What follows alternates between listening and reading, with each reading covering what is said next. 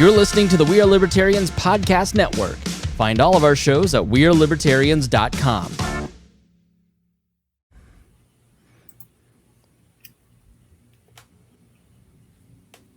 You're listening. Okay, here we go. You're listening to the We Are Libertarians podcast network. Find all of our shows at wearelibertarians.com. Welcome to the Chris Spangle Show. Thank you so much for joining me here on this episode. This is a often requested topic that we have here on the show, and it is the cancellation of student loan debt. I know many of you listening probably have a tremendous amount of debt, and you just like that to magically disappear. I would get it. But we're going to talk about what proposals are on the table, what effect it might have, what are the trade-offs, and how we can deal with the student debt crisis. So with me today is Jack Salmon. He is a research assistant at the Mercatus Center at George Mason University. His research and commentary have been featured in a variety of outlets, including The Hill, Business Insider, the Foundation for Economic Education, and the Dallas Morning News. He's also a Young Voices contributor, as is Sean Themea, who serves as Chief of Staff for the Young Americans for Liberty. He is a recovering progressive. All right, we won him over. Sean has appeared on Fox Business, Newsmax, The First TV, and OAN. He is also, like I said, a Young Voices contributor. Thank you so much to both of you for coming on the program to talk about this. Yeah, great to be here. Thanks for having us. Thanks for having us. So let's get started. I mean, can either of you, depending on who wants to take this first here, give us an idea of the size and scope? I think everybody kind of has their own personal experience with student debt, $600 a month payment that they're making for the rest of their lives. Sometimes we deal in some of the more fantastical stuff like the philosophy major who, has $500,000 in student debt but is making $27,000 at Starbucks. I don't know how much of that is real. Like, if we call this a crisis, Sean, is that an accurate description of what's actually going on out there? Yes and no. What you hear in the news a lot when this is talked about, usually from a perspective of student debt cancellation, is that every single person is a victim of this predatory system and that there is nothing we can do besides canceling student debt, or else we're going to have everybody stuck in, everyone's going to be equally poor and no one's going to dig themselves out. Right? Now, that is true for some people. You've got the philosophy majors, the film majors who are in six figures of debt. But the majority of people who own student debt in this country are the white-collar folks, the people who pursued PhDs, law degrees, advanced technical master's degrees. And also, about half of the people who have taken on student debt in this country have paid it off. So that's, 1 out of every 2 people has been responsible and paid back what they have decided to take out, right? So it's really anecdotal, every situation for student debt in this country. But one thing that I believe to be true is, well, actually 2 things, if we got the time for it, is it's wrong to rob Peter to pay Paul. And we should not simply say, oh, some people in this country are in debt, therefore we should steal from the other half of the country, particularly when that will be stealing from blue-collar workers and people who paid off their debt to pay off gender studies majors and underwater basket weaving majors. And also, canceling student debt will actually do nothing to solve the bigger problem, which is the high cost of education jacked up by the federal government. So that is my opening salvo. And Jack, I mean, what's your take on the size and scope of the issue that we're facing? So I agree with everything that Sean just covered there. I've also looked into issues of federal financing of higher education and how that actually trickles through to it creating tuition inflation. Most of the empirical literature on that end tends to find that about every dollar of federal financing of higher education actually comes through at about 80 cents increase in tuition prices. So it's almost a dollar for dollar effect. But my take on this was more looking at the regressive effects of this specific policy. This isn't the first time we've had proposals that are super regressive. We had the SALT deduction argument earlier last year, and now we have this $10,000 loan payment cancellation proposal on the table, which, as Sean rightly said, primarily benefits those high-income white-collar workers doctors, lawyers, those are the ones who would benefit most from these moves, those making six-figure salaries. And it's hard to sell that to those who have paid off their debt, as you said, about half of the students who have paid off their debt, but it's even harder to sell it to those who never went to college. About 2/3 of Americans chose not to go to college. That was a decision they made, and they shouldn't be forced to have a heavier tax burden in order to fund the debt that we're going to accrue from passing a policy like this. So let's jump back to the beginning, Sean. I mean, that figure of 80 cents tuition basically increasing dollar for dollar is really stunning, and it makes sense. I went to college back. I didn't get my degree, but I went to college back in the early 2000s to mid 2000s. Paid off my loans, but that was $13,000 for roughly half the credit hours towards a degree. It's so much more expensive now. What happened between my last year of college in 2005 and then the last semester that I took in 2020? What changed that made it so much more expensive over these 15 years? Well, besides the Federal Reserve endlessly printing money, which increases the cost of everything, you've got the higher education cartel at work. It's why the cost of college has increased for everybody. The higher education cartel is made up, of course, of the banks, the federal government, Sallie Mae, and college administrators, right? These are the people who benefit from the cost of college increasing beyond the point of affordability. When you've got the federal government covering 92% of all student loans, right? Those are federally guaranteed 92% of all student loans. You're writing the colleges a blank check to say, you can keep increasing the price of tuition perennially. And no matter what, we're going to cover these loans. You're going to get paid off. The student may never be able to pay it off, but we are all going to make a profit from the interest. We're going to make a profit from the higher tuition costs. We're essentially going to, put shackles on these people, and we'll be able to do whatever we want, with the money. So when you've got a system that continues to let the cost of something increase without recourse, then of course the cost is going to keep going up because there's the incentive for administrators to spend it on bloated social justice programs and DEI programs, give themselves raises. At my alma mater, the university president, essentially tripled her salary over 3 years while laying off faculty. You've got bankers and Sallie Mae executives making money off of the interest, and you've got the federal government having control over young people. So that's why the cost of college has increased and will continue to increase until I believe we do something drastic, like put a big stop to the federal student loan program altogether until we can figure out what's going on. Yeah, I don't know if you two are familiar with Mitch Daniels, praise be his name. He was the governor here in Indiana, and he's now head of Purdue and has gone in and frozen tuition for about a decade because he went in and found a lot of waste and hasn't increased tuition at all. Because his premise was, I bet there's a lot of waste that we can cut. And guess what? Everybody that works at Purdue has gotten raises, and they love Mitch. And so that rings true. So when you say it's federally guaranteed, Jack, feel free to answer this or add anything that Sean said. But let's just make this super simple for people. When you say it's a federally guaranteed loan, what does that mean? Does that mean that I just don't have to pay it and the federal government's going to pay it? Jack, you take that if you'd like. Yeah. Oh, that's a question for me. Sorry. Yeah. That's essentially the premise behind it, and that tends to be about. I think you said it was over 90% of all student loan debt is federally backed loans. So that's the risk is ultimately there on the taxpayer. I mean, it's on the students, but at the end of the day, it's the ultimate risk falls on the taxpayer if those loans aren't paid back. And that's why this proposal is so expensive, because it just adds to the national debt.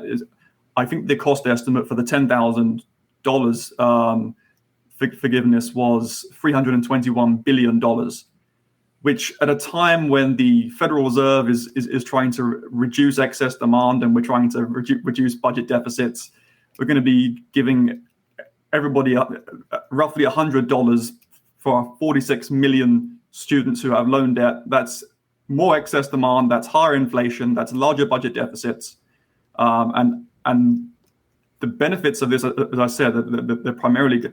I guess sort of the Committee for a Responsible Federal Budget did some cost estimates on this, and they found that about 75% of the benefits goes to those in the top quartile of income earners. But they also found that the current policy of the administration, which at the moment has been to defer loan repayments plus interest repayments, this has been the policy since March 2020, which may have made some sense at the time, but makes no sense today. It's the cost estimate from March this year found that about $48,000 of the benefits were going to medical school graduates. So that's the average for a medical school graduate that benefited from $48,000 from those payments being frozen, whereas the average bachelor student benefited from about $4,000. If you look at where those medical student graduates end up working, they tend to be physicians and those sorts of jobs. They're making about $248,000 a year, whereas the average bachelor's degree graduate isn't making anywhere near that much. And so you say that like it's not the cost of a tank of gas right now. Right. But, yeah, I mean that's the. I guess part of the confusion for people comes in, Sean. Like, I'm still on the hook for it if I don't pay it. So why, if it's not backed by the federal government, like. I don't get it. Why do I have to pay? If I can't go bankrupt on this, I can't afford to pay it. So how do they actually take control of the system and federally back these loans? Do you know the backstory? Yeah. So if I understand your question correctly, the colleges, they get covered by the federal government no matter what, in the sense that they say, don't worry, we'll make sure that you get the money back because we're going to have these people kind of perennially in debt to us. They'll pay off the loans. We've got the money. We can give it to you if we want. We'll give you the money, but we're going to keep these people on the hook for the debt, right? So if they really want to, they can just print the money, pay off the college. They're good. They're strange bedfellows in that sense, the universities and DC, in the sense that they know they're not going to go bust on each other. The students may go bust, and in which case they're going to have to be further in debt on interest and just forever in this cycle. So, in the sense that they're guaranteed, in the sense that your government can just keep printing the money if they really want to, right? The government is the banker in this game of monopoly. And the students who do sign up for this, and we talk a lot about, how this is a bit of a predatory system, but we also know what we're getting ourselves into. And we're also, if legal adults at 18, we can decide, college, maybe this isn't the smartest move for me. Maybe I'm not a scholar and I don't need to go get a liberal arts degree as the best way for me to make money. Maybe I go to trade school. Maybe I wait a little bit and discover myself a little bit more. Maybe I look at alternative programs like Praxis, which allow me to pay back my tuition guaranteed after 18 months of training, right? I think we got to remind ourselves, we're talking about this crisis and how, everybody's in debt. We've got to cancel this debt. I mean, there's still an element of personal responsibility here that we can't just look aside. So, Jack, can you start from the beginning with the proposal that's on the table and, who's pushing it? What exactly is being proposed by the federal government and who does it apply to? So the original proposals were actually included in the Build Back Better agenda that was put forward last year, but considering that died over the winter, there have been the progressive wing of the administration has been pushing for large amounts of student loan forgiveness. The more progressive wing is asking for $50,000 at least of forgiveness, and so there's pressure on the administration to sort of fulfill those needs, but they're not willing to go quite that far. Is what they've said. So the figure that we keep seeing is $10,000 per borrower of loan forgiveness. We're supposed to hear it's most likely in July or August from the last that I saw about what that's going to look like and how they're going to get that through, whether it's going to be executive action or it's going to be pushed through Congress. I think that's highly unlikely. But it's really rooted in that progressive agenda that failed last year, and trying to win over the more progressive wing within the administration. How could they do $10,000 of student loan forgiveness through an executive order? How would that even be legal? Do you have insight into that? I don't have insight into the. Okay, I didn't think you did. Like, we're all just making it up now. We're all making it up since the pandemic, especially. Why did they settle on $10,000? I know a lot of people have a lot more. Why not $100,000? Why not? It's the minimum wage argument, right? Like, well, now everybody's at 15 hour. Why not 30? You start seeing Sean's old progressive friends saying, well, why not $30 an hour? I guess. So why not? Why stop at 10? I don't think there's a specific reason for this magic number. I feel it's more a compromise between nothing and 50,000, and it's also a potential voting gift that close to the midterms, particularly if they're trying to win over younger voters who latest polling data shows they're not doing too well with. That's my only take on that figure. No, I totally agree with Jack. I mean, I don't know exactly why they settled on 10,000. My prediction is the same, group of focus, associates, focus group got together and pitched Biden and said, we think this number is the best because, we can dangle a little cheese in this mousetrap and it's not going to totally tank the economy. The Republicans can't get too mad at us because it's only 10,000, but it's just enough for us to be able to win back some of the youth vote. You look at Biden's numbers right now with millennials, with Gen Z. I mean, they are the lowest it has ever been for a Democrat president. So I really think this is the only reason they would even consider dangling this on the table. And we should be, vehemently standing up and opposing this from passing for all the, grounded, principled reasons, if nothing else, to not tank the economy. But I'm not even sure that this is a serious promise. I mean, I think he's going to dangle this out as long as he can just to get the youth vote, just to get them excited, say, oh, well, we can only do this if we keep the House in 2023, and then see if they can push out the vote in the midterms. So I'm not even convinced they're actually going to do something, but I think they're going to dangle it as long as they can to get the youth excited. I feel like that is the kind of the MO of this administration. Like, this seems to be the one issue with a lot of my more left-leaning friends that kind of woke them up to the fact that Joe he doesn't tell the truth. Like his tweet today saying, this is the greatest economy. We have the best economy. It's so good. Sorry. That was this is the issue that I've seen a lot of my friends kind of go, well, maybe this guy just isn't going to deliver on any of his promises. And that's sort of the problem with running a campaign where you're going to make everybody happy and do everything. But I do have to ask Jack, like, why are you so mean and hateful? This would be the best stimulus possible if you just canceled this debt. This would be a great economic stimulus. All of a sudden, people have purchasing power.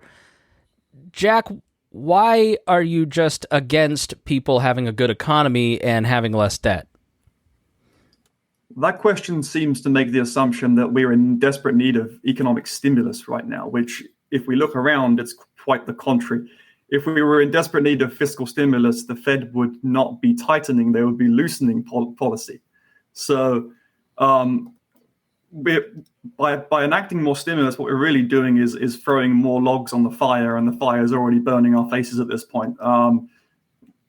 So the stimulus argument really doesn't hold any ground. The same case was made last year when they were debating how large the American Rescue Plan should be. That we needed more stimulus, we needed larger bills, we needed larger checks to be sent out, and now pretty much everyone, including more progressive economists, have admitted that they were wrong at this point, because the economy had already recovered largely by that point, and throwing another $2 trillion into the economy at a time when the output gap was estimated to be only about $700 billion is why we have inflation, and it's why we have an overheated economy, why we have excess demand. So the idea that we would only add more stimulus into the package, but by passing this bill is kind of ludicrous. I'm actually an economist here, but if I know one thing, even if it did stimulate the economy and you got people out there buying more products, buying more houses. I mean, we see this argument all the time on the left. We cancel student debt. Millennials will be free to buy things. That's great, but I don't think anyone wants to buy a $15 gallon of milk, right? And that's what you risk if you keep pumping money into the economy when you've already got 80% of all dollars in circulation printed in the last 2 years. I mean, we're just seeing the tip of the iceberg in all this. And it's on us to just push back against doing anything more that could increase this inflation. Yeah, the podcast that I did with Alex Salter on inflation kind of walked through a lot of this, and shrinking the balance sheets of the Fed was really interesting. But Jack, I have to say, watching Janet Yellen as a longtime Ron Paul and the Fed boy from way back in the mid-2000s, seeing her admit that she didn't know what she was doing, whenever these guys start coming up with solutions, like I think this is a great example of, well, we poll tested a number of $10,000 and I think this will do something. Is that just sort of where the American government is at this point? Is there any hope, of changing something relatively soon that is going to help some of this inflation and some of these out of control costs that we're seeing first in student loans? It was the canary in the coal mine. I don't have any faith that there will be solutions that actually solve the problems at hand. What we're actually starting to see with folks like Yellen, like you mentioned, is the shifting of blame. Yellen is essentially passing the blame onto Powell. Onto Biden. Biden's passing the blame onto Powell. Powell blames supply chains, and it's just the endless spiral of it's not me, it's something else.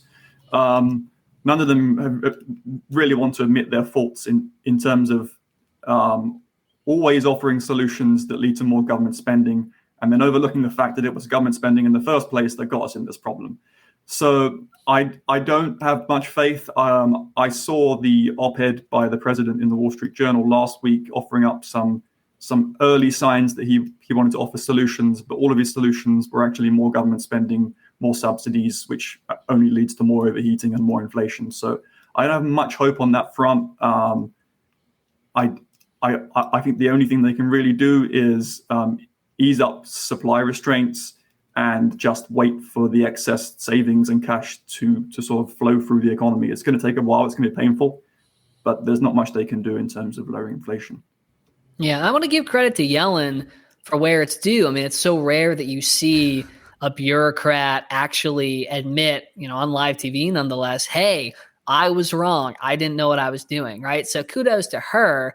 Now, though, that's only as good as taking a step toward actually either course correcting in such a way that isn't going to increase inflation, which is what we're not seeing, or better yet, just resign, just go into private life, right? Because clearly you being in this position, like most of these people in the Biden administration right now, it's not helping.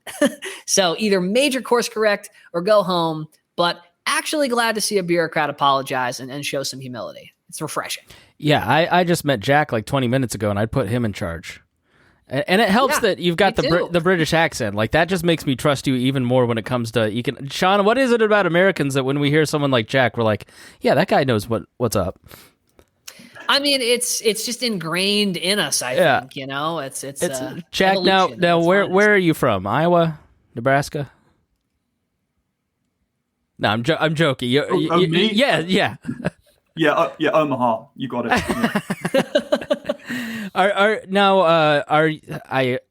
I'm guessing you were here in America. Like, were you born here? Were you brought here? What's your backstory? No, I came here in 2016 to on purpose to do the Cato internship, and I never left.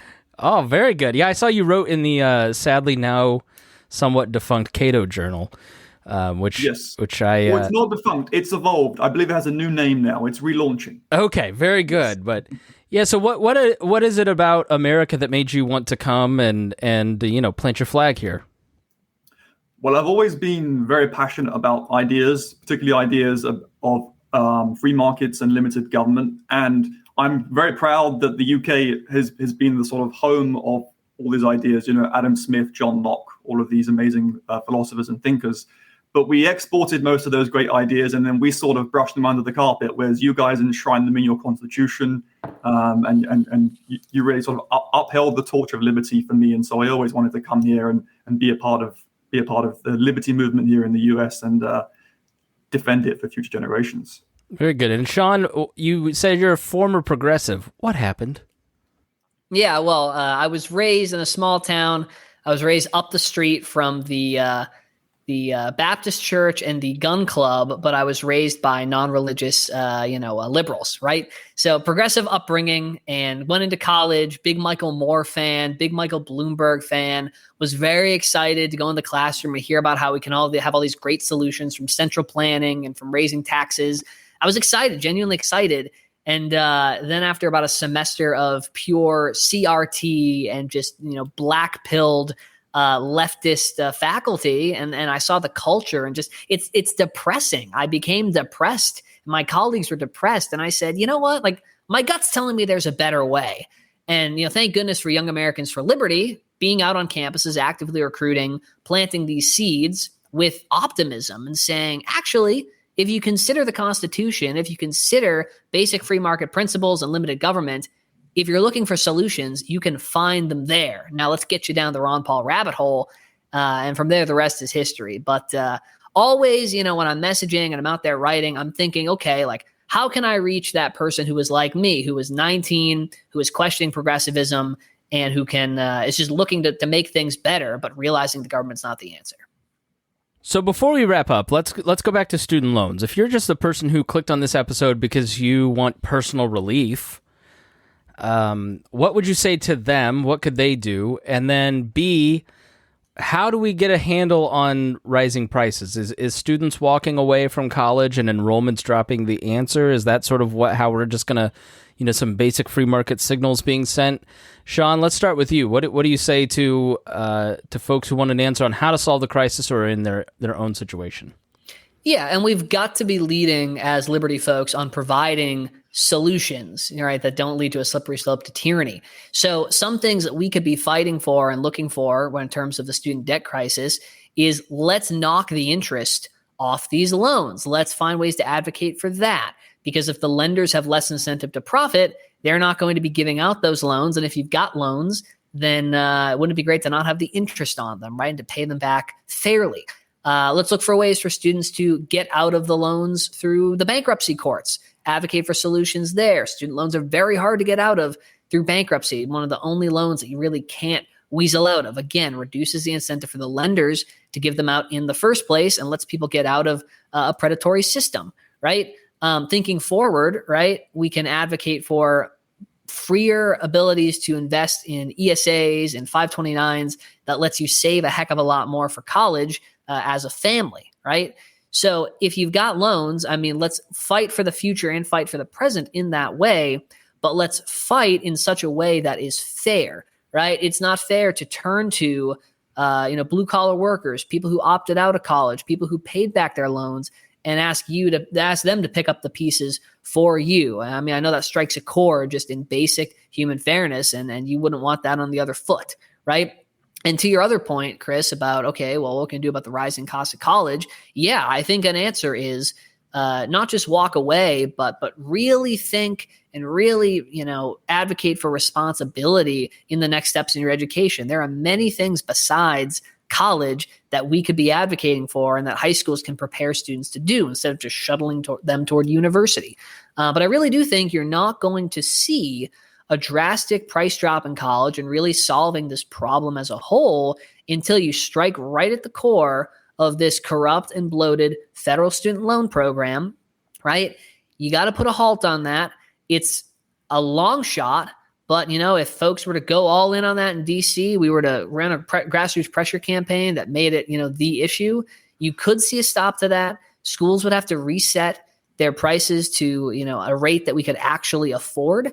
And to those who think, oh, well, that hurts disadvantaged folks, that hurts people in the inner cities, that hurts people who don't have savings. No, it actually gets them out of a system that would keep them, in debt for years and years and years at the prospect of going to college, and gets them to a point where they may actually be able to pay off these debts and these bills on their own accord, like we were able to in the 60s, 70s, and the 80s. So that's what I would say we need to do in no particular order.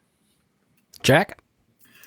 Well, that was a great list of responses, and I have too much to add to that, but you asked the question about how you would talk to somebody who has debt and what your solution would be, or or how you would try to explain to them why this method of forgiving student loan debt isn't the way to go forward. I would say that you made a choice when you went to college. Investing in higher education is a human capital investment. You most likely got a higher skill set, better credentials, and higher lifetime earnings than somebody who may have chosen something else. The average bachelor's degree graduate makes $30,000 a year more than the average high school graduate. Now, you may have student loan payments of $3,000 to $4,000 a year, but $3,000 to $4,000 a year in loan payments for a salary of $30,000 a year higher seems like a fair trade-off to me. That's a choice you made, and you should be able to pay your debts if that was your choice. I also agree with what Sean said. I think the system's pretty broken. I have faith in the market. We've seen a tenfold increase in programming boot camps springing up all over the country. Technical colleges, the trades jobs are actually seeing a bit of a surge, and the salaries in those areas are actually not as low as people often perceive. People often perceive the trades as being a sort of blue collar, and they sort of put their noses up at those jobs, but they actually make fairly good salaries now, and so that's another alternative people can look to. But it really involves something bigger, which is more of a cultural and political shift away from this orthodox view that everybody must go to college. You have to go to college, and it's been pushed for a good couple of decades now, and so there has to be a shift away from that. I'm a little less hopeful about that happening, but I do have faith in the market. I just remember being in high school in the late 90s, early 2000s, graduated 2002, like the charts, the little private colleges would come and say, listen, you come here for 4 years and you're going to graduate with a $60,000 a year job. Well, we graduated from high school in the middle of the 2002 recession, graduated college in the middle of the 2008 recession. Now I'm entering my prime earning years in the last 2 years. So yeah, if you're young and you're listening to this program, choose wisely. But I think that's a great point, Jack, that it's a capital investment. And I think if you change the framing of how you view this, it can really, you made an investment in yourself. All right, guys, shameless self-promotion time. Sean, Themea, how can we follow you? Where can we follow your work? Absolutely. Go to Twitter @LibertySean, as well as @YA Liberty for all the great work that Young Americans for Liberty is up to. And that is SEAN, Sean, not the posers. The correct way, the old Irish way. Yeah, not the SHAUN. What is that about, Jack? Yeah, no, the worst I ever saw, CHONE. You had a baseball player for the Angels a couple years ago. I don't know what they were thinking, but that's not Sean. Jack. It's Choney. Well, my mother's Irish. That's the only way to spell it, in my opinion. Yeah, you can find my bio and all my articles on my Young Voices bio page, and also my Twitter handle is on there if you want to follow me on Twitter. Very good, fellas. Thank you so much for coming here on the Chris Spangle Show. We look forward to speaking with you again. And thank you, dear listener, for listening. If you got something out of this, the best thing you can do is share it with your friends and family. Say, hey, take a look at this. All right, we will see you again soon. Thanks, Chris. Thanks for having us, Chris. Absolutely.